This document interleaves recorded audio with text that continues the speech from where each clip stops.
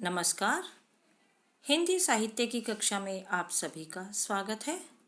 हम पढ़ रहे हैं पाठ 3 लखनवी अंदाज। हमने पाठ को पढ़ा, समझा, जाना।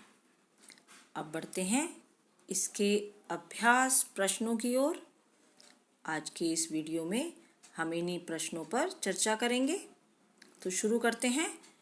प्रश्न 1 है कि लेखक को नवाब साहब के किन हाव भावों से महसूस हुआ कि वे उनसे बातचीत करने के लिए तनिक भी उत्सुक नहीं हैं। जब लेखक रेलगाड़ी के दूसरे दर्जे के डिब्बे में प्रवेश कर रहे थे तो वहां उन्होंने एक नवाब साहब को बैठे देखा और उनके हाव भाव देखकर उन्हें लगा जैसे वे अकेले ही सफ़र करना चाहते हैं और लेखक का वहां आना उन्हें अच्छा नहीं लगा। जैसे एक अजनबी के प्रति जो उत्सुकता व खुशी का भाव उनके चेहरे पर होना चाहिए था वह नहीं हुआ। उन्होंने लेखक को देखकर भी अनदेखा कर दिया था और वे अपने में ही व्यस्त रहे। उन्हें लगा कि लेखक ने आकर उनके एकांत को भंग कर दिया है। तो लेखक ने यही सब हाव भाव देखे नवाब साहब के और उन्होंने महसूस किया कि वे उनसे मिलने के लिए बिल्कुल भी उत्सुक नहीं थे।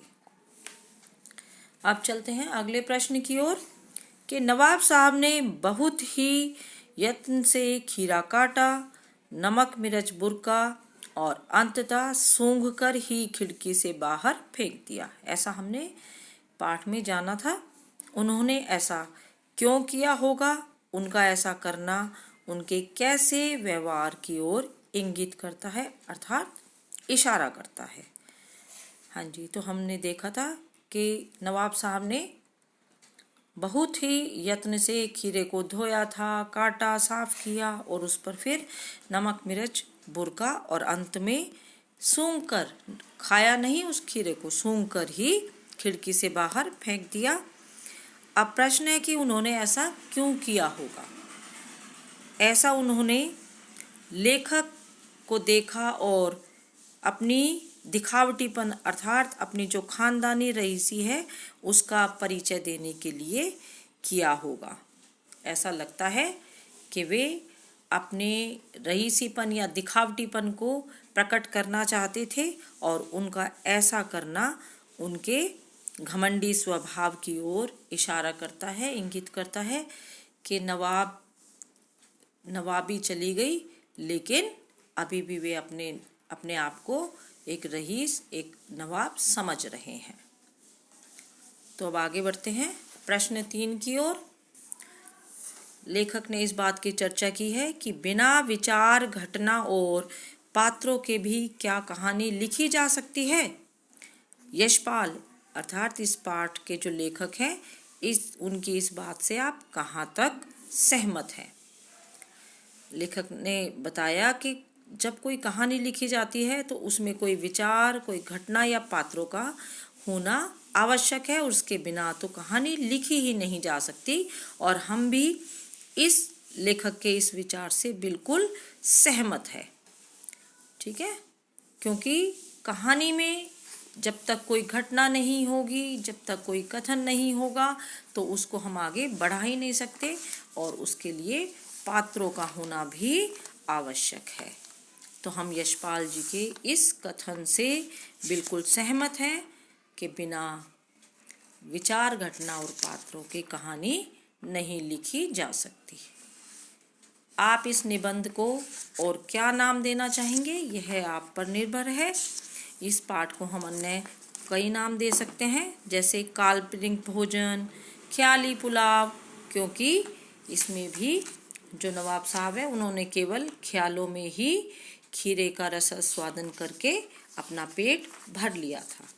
तो हम इस पाठ को कोई अन्य नाम देना चाहे आप और अन्य कोई नाम देना चाहें तो पाठ के जो विषय वस्तु है उसके अनुसार आप दे सकते हैं।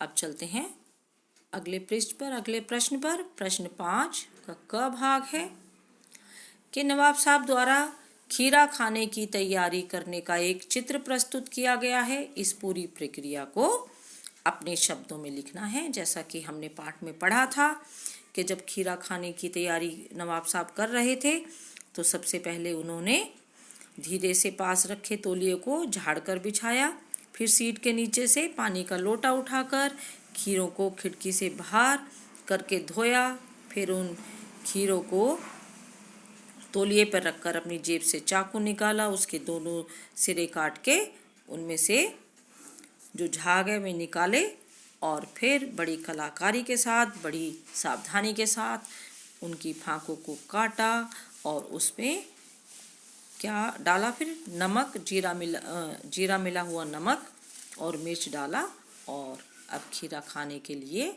बिल्कुल तैयार है।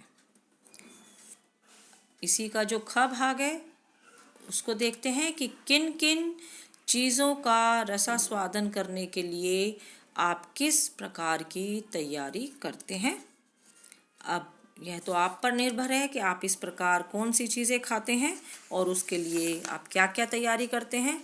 जैसे यदि हमें सलाद खानी है तो हम गाजर, मूली या हमें कोई फल खाना है तो सेब, केला, अनार आदि चीज़ों का रसास्वादन हम इसी प्रकार करते हैं जैसे नवाब साहब ने खीरे की तैयारी की थी। और उसके लिए हम अनेक प्रकार की तैयारी करते हैं। जैसे हमें खरबूजा खाना है तो खरबूजे को काट कर पहले उसके अंदर के हिस्से को हम साफ करते हैं और फिर उसके बाहर का छिलका उतारते हैं, तब काट कर उसकी फांके बना लेते हैं। यदि इसी प्रकार हमें उबले हुए चने या सलाद खानी है तो हम भी टमाटर, प्याज और गाजर वगैरह काट कर उस पर नींबू व नमक, मिर्च आदि डालकर उसका रसास्वादन करते हैं। अब बढ़ते हैं अगले प्रश्न की ओर कि खीरे के संबंध में नवाब साहब के व्यवहार को उनकी सनक कहा जा सकता है। आपने नवाबों की ओर कोई भी सनकों या शौक के बारे में पढ़ा सुना होगा, किसी एक के बारे में आपको लिखना है। जैसे हमने यहाँ पर एक लेखक ने एक प्रसंग, एक घटना की चर्चा की है कि किस प्रकार जो नवाब साहब हैं उन्होंने खीरे को बिना खाए ही बाहर फेंक दिया। इसी प्रकार हमें नवाबों की किसी और घटना का यहाँ पर जिक्र करना है। तो यदि आप किसी घटना के बारे में जानते हैं तो आप लिखेंगे। एक उदाहरण मैं दे देती हूँ कि जैसे एक बार लखनऊ के रेलवे स्टेशन पर दो नवाब ट्रेन की प्रतीक्षा कर रहे थे। थोड़ी देर बाद ट्रेन आ गई। जब एक नवाब ने दूसरे नवाब को औपचारिकतावश कहा कि आप ट्रेन में बैठिए, जैसे पाठ में भी कहा था किबला शौक फरमाइए, तो केवल औपचारिकता दिखाने के लिए कि आप बैठिए, तो दूसरे ने कहा नहीं पहले आप। और इस प्रकार जो दोनों नवाब हैं पहले आप करते रह गए और गाड़ी चली गई। तो इस प्रकार दोनों नवाबों के इस व्यवहार को उनकी सनक हम कह सकते हैं। इसी प्रकार की कोई यदि अन्य घटना आपको याद हो तो आप वह भी लिख सकते हैं।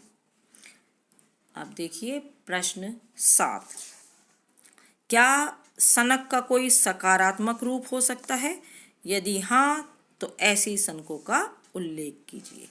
कि यदि जैसे अब हम जो सकारात्मक की बात करें, पॉजिटिव, कि ऐसी कोई हमारी सनक है, कोई हमारा ऐसा काम है जिसमें हम पूरी लगन से किसी को करते हैं, तो इस बारे में यहाँ पर आपको बताना है कि सनक का सकारात्मक रूप भी क्या हो सकता है।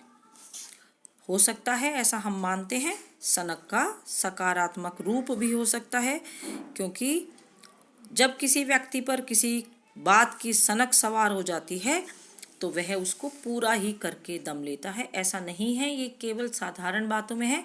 जैसे किसी व्यक्ति को बहुत अधिक सफाई पसंद है या वह समय का बहुत अधिक पाबंद है, तो वह अपने घर के जो अन्य सदस्य हैं उनसे भी वही चाहेगा कि वह समय की पाबंदी करे, साफ सफाई पर अधिक ध्यान दे। ठीक है, लेकिन ऐसे में कुछ जो सदस्य हैं उनको थोड़ी परेशानी आ सकती है, लेकिन यदि जब वे इसके आदी हो जाएंगे तो उन्हें भी ये सब अच्छा लगने लगता है और उनमें भी एक अच्छी आदत का विकास हो जाता है। ठीक है। इसी प्रकार यदि हमें सनक है कि हम अपना कार्य बिल्कुल समय पर ही पूरा करेंगे, तो यह भी एक सकारात्मक सनक ही हम कह सकते हैं। तो ये तो थे इस पाठ के अभ्यास प्रश्न। अब आपको इन प्रश्नों के उत्तर अपने रजिस्टर में लिखने हैं। तो यहाँ पर समाप्त होता है हमारा पाठ 3 लखनवी अंदाज।